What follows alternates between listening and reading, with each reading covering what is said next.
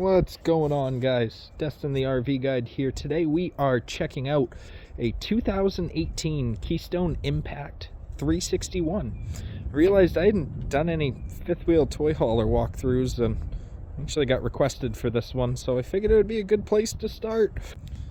At the top you have a fiberglass front cap, kind of like the design they did on it. You do get a couple of LEDs towards the front there. And right underneath is going to be a Onan 5500 generator.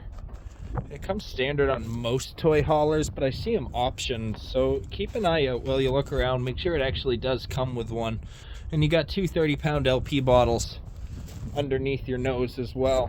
Kind of a different placement for them. It leaves your battery box over here on the door side, and probably won't be an issue for the end consumer, but as a sales associate that uses a battery box, it's kind of a pain for placement. Right under there, decent sized pass-through storage, pretty standard for the toy hauler brands. Past that, on the other side, is going to be our hookup center, and we'll get to that in just a couple of minutes here. Frameless windows on the coach throughout, except for on the slide outs where you're going to have your traditional ones, but that's pretty standard. Awning goes pretty much the whole length. You do have your slide out taking up a bit of your awning space, but not too bad of it. It goes right about to the back side of that slide there, so your door is covered. You get a couple of outdoor speakers on the slide out. You can see they went with aluminum wheels on this instead of some steelies. And it is a 6-point hydraulic leveling system here. Now we're on to the garage of this one, and I'll go over the specs and such like that. You do get the ramp door that turns into a patio and a awning to cover that patio, as well as a backup camera, so maybe doubles as security in a case like this. On the back side of the coach, you do have a fuel station, 20 gallons. Don't quote me on this. I'll figure it out before I put this online here. And your dispensing system, which you can turn the pump on inside and get that rolling, so you can keep everything gassed up. 12-gallon gas and electric hot water, 50 amp connection on this particular camper. And then here's that hookup center that I mentioned earlier. So you got your city and your freshwater connections. Your black tank flush is located right here. And then your pulls for the tanks are conveniently located there as well. True battery disconnect. All right, walking right in. So it is part of the Keystone family, so you're going to have your color-coded wiring and all your Keystone specifics. But let's start off in the living area here.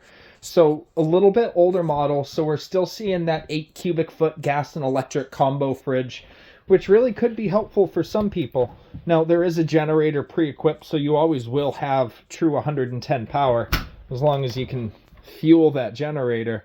But decent sized gas and electric combo fridge. You have a Greystone microwave up here, range hood, and your 3-burner cooktop. Decent amount of storage underneath there, and a ton on this little island, peninsula, whatever you want to call it.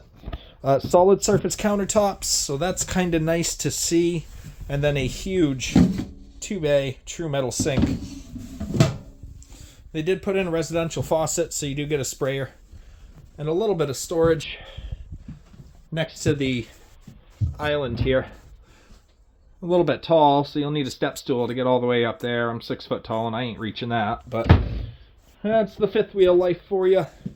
Across from your island, you're going to get a really big recliner couch. So both the ends are recliners. They have a ripcord on the side there, and they'll pull out. A couple of cup holders, and both sides should have a little hidey hole for your remotes and such. It does not turn into a bed, if in case you're asking.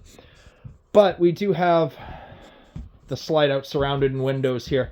So those are our traditional windows. They open up and down just like normal. And then the one in the center here, since it's a frameless window, it's going to crank out. So if it is raining outside, you can still open those windows up and get a little bit of a breeze in here.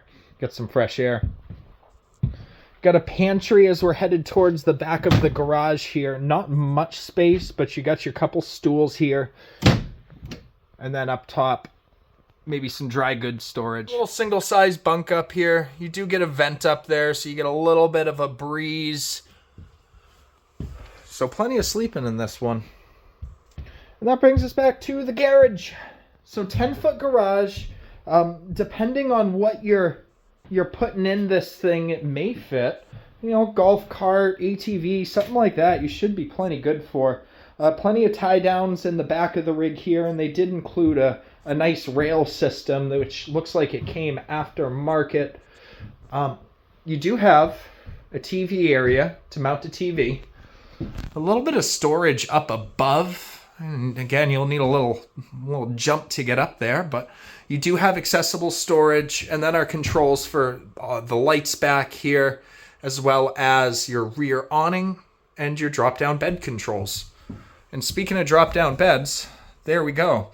So you got a queen size up top there, and then down bottom you're going to have your 2 chairs, or couches, I should say, and there's a table that goes right in the middle. So you got a nice little dining area back here, almost like a true dining room. Well, you don't have your toys in here. There is exhaust vents and power right up on both sides. So really a multi-use space, and there's the patio area. So again, picture that goes down. You got your awning over that, your rails right there. So you got a nice little porch area. Dogs can go outside, hang out. It's not a bad little setup. On top of that, back here, you do get a squeaky door and a half bathroom. So decent amount of space. You might bang your knee right there as you're sitting down, but not too bad. They give you a window so it doesn't feel too cramped. And of course, your sink, a little medicine cabinet. You do got a little power vent in here too, so that's nice. And a really squeaky door, but WD-40 will fix that. So one of 2 air conditioners. You do have one that's ducted back towards here. There's your controls for it. There is a second one once we get up there, hence the 50 amp connection. But not a bad thing, so you can at least keep things cool back here. Maybe you got dogs that are hanging back here, I don't know. But let's keep going. So we're back in the living area, and here's the entertainment center. So kind of right when you walk through the door, you're going to be greeted by it, but it's at a decent angle. So while you're, sitting down at the couch relaxing, you can still see the TV and see what's going on. But a little bit of storage up above.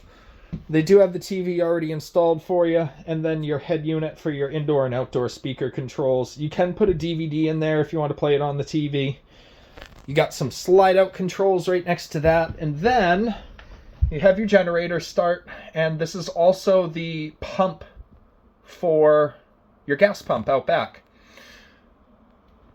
And a little bit of storage over to the side here. Let's head on into the bedroom. So you got a queen size bed in this one, so plenty of walk around space on both sides. You got plenty over here you can get around. A little bit of storage up above. They don't give you a whole lot. You're definitely not hanging any clothes there, but maybe a couple t-shirts or something stacked up. Same on the other side here. There's our second air conditioner, so you got a true bedroom one, which is pretty cool.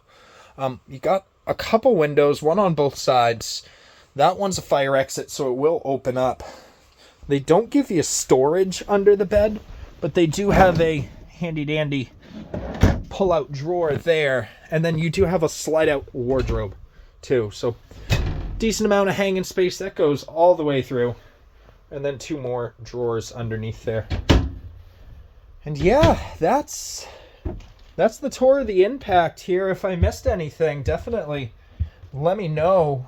Let me know your 2 cents if you like the layout or if they think they got to change something. And if you're part of that RV lifestyle, make sure to follow along for more. Thanks for watching, and we'll see you next time.